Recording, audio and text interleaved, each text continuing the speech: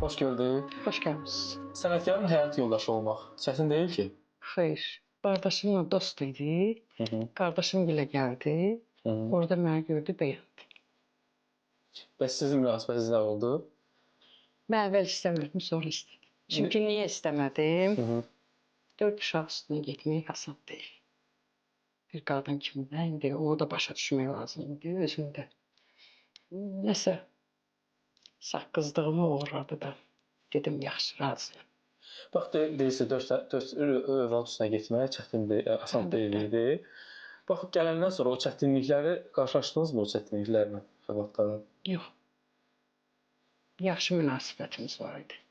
Çox. Sevmek azab imiş, bunu bilmezdim. Hamısını da qurban eləmişəm. Həyat yoldaşıma. Ömrüm yoldaşım.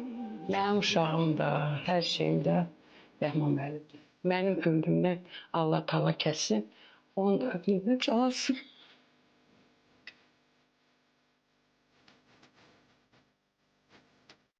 Onun dərdi mənim dərdim.